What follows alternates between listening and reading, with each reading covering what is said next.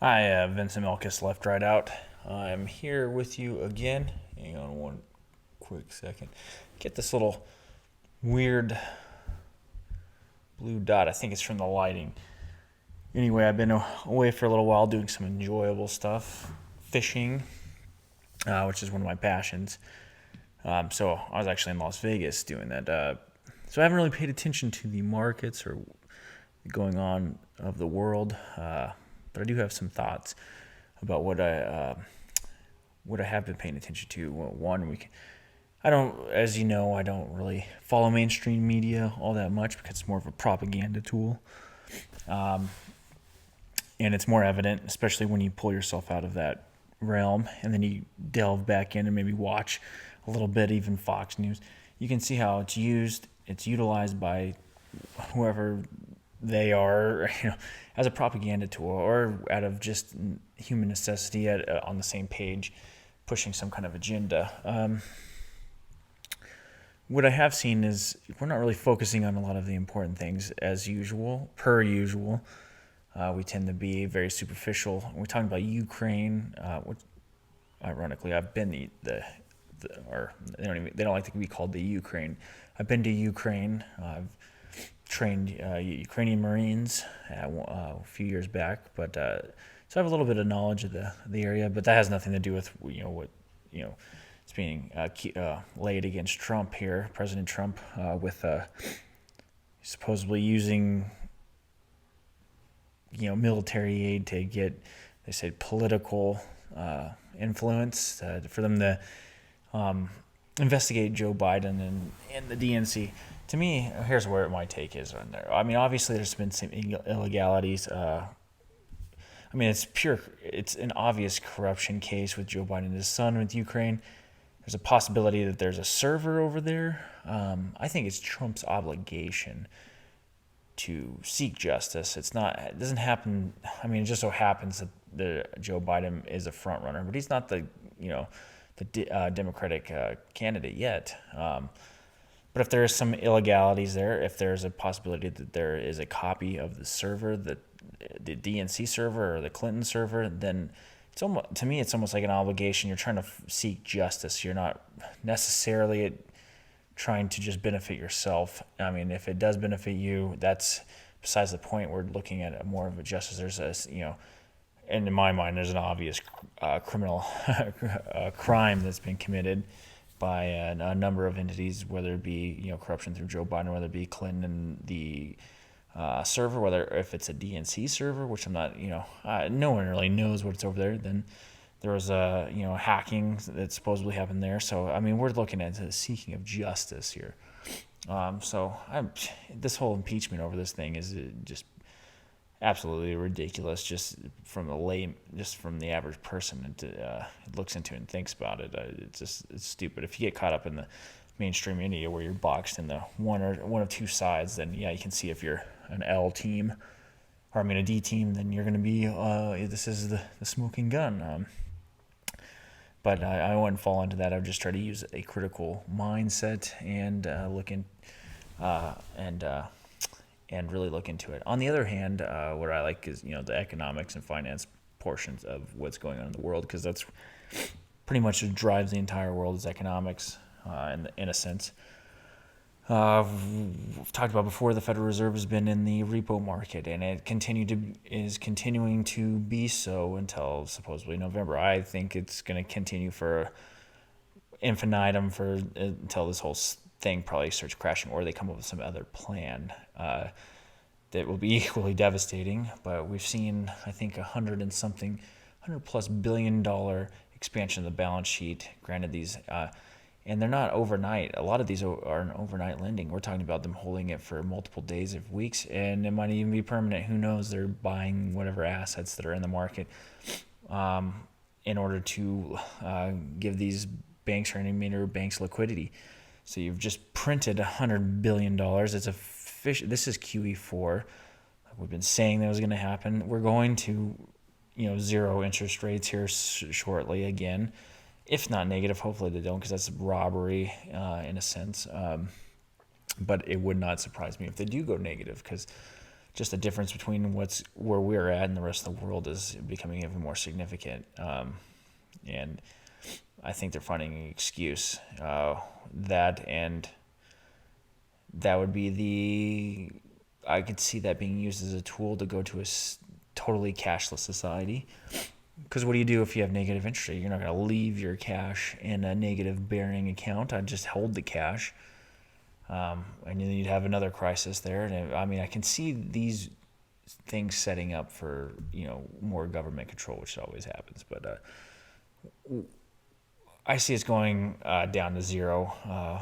Things are not good. I don't care what Trump says. I voted for him. I'll more than likely, the way it looks, I'm voting for him again. But his take on his economic accomplishments are just way off base. Let's just go with unemployment number one. How do you compare 60 years ago? We have the lowest unemployment number from 50, 60 years ago. Well, we didn't even count unemployment the same as we do now 60 years ago. In fact, it was completely different. That's that is literally comparing apples to oranges. And just the average guy walking down the street can tell you, or interacting with other people can tell you that that's not true. You look at income stagnation. They said the income growth but you're still the average person. You look at IRS data, or you look at real data points. The average person makes like $33,000 a year. Not much has changed there. There's a lot of things, but I don't want to get too far involved. You got to take your head out of that R team mindset. Just because there's a guy with an R in the presidency doesn't mean everything is hunky dory. And I'm not saying it's his fault. He's done a lot of good things, deregulation, but a lot of this is monetarily based, and the government itself is taking advantage of that by expanding its debt load, expanding its I'd say balance sheet, but it's going in debt at an alarming rate. Our deficit's just exploding. And the Federal Reserve they're the bartenders here. The government's the drunken sailors, but the bartenders keep serving them. And as far, they keep lowering interest rates, that's just, spiking the punch bowl even more. And then when they come into the repo markets and they're buying these securities, and to me, it's almost like, okay, so the government's issuing a lot of securities there, so it's sucking liquidity out of these markets. People are buying them up, and then they're trying to use that as collateral. But there is no more money. They've literally squeezed the market out, so that the Federal Reserve literally has to come in and inject liquidity. And I think that has to do with government borrowing a lot of it, among other things. Distrust among these banks as well. It's a complex issue, and it has ramifications that are not being sufficiently explained in the mainstream media. I hope people are more aware of what this actually means. We're teetering on a collapse. When I tell people what they should do, it's prepare yourself. Be in something that produces some kind of good that's desirable. More and more people, I see it, they're minuscule service jobs, or you work for the government or whatnot. I don't know how well that's going to play out. And then I look at industries like I'm in and that are highly leveraged, that I don't know how they're profitable. So I'm just I'm trying to save as much money and invest it as much as possible, and then prepare for the inevitability of being laid off. Because in my opinion, it will happen. I know I have family members that have been working in a similar industry that for almost 20 years, and they were just laid off. I know, that's scary. So you just, I guess, ride. The game sucks, all right? We've been fixed by the fiat currency system. But we can sit here and bitch about it all the time, and I've spent years doing that. But eventually you have to come to the realization that you need to know the game, the rules, how this thing ends. And you're not going to change it, more than likely. You can start by running for local office or whatnot. But in the meantime, you got to play the game. So know the rules, play the game. What I always say, don't hate the player, hate the game. So this is how you have to operate in order to save yourself and your family. from economic ruin. There's going to be winners. I mean, it's not like everybody's going to lose when this thing comes to pieces. So you want to be on the right side of this thing. That's pretty much where we're coming at. But be mindful of the markets and pay attention. I've seen some dislocations, and there's some interesting things in the IPO market with some unprofitable companies. I think there's an article. Finally, WeWork's going to get kind of bailed out in itself. That was a scam and a half. There's some interesting, things that are pointing to signs that the people are being pushed down the risk spectrum and are going into riskier assets. You can probably just extrapolate that to what's happening with pension funds. I mean, if you can only yield in the treasury market, roughly a couple percentage points in a safe asset, and then you look at dividend stocks from really safe companies, 3%, 4% maybe. I mean, I don't know what these pension funds and what are doing. You can only, I don't know. It's all crazy, but I tried to. I know I'm just saying this. This is the truth.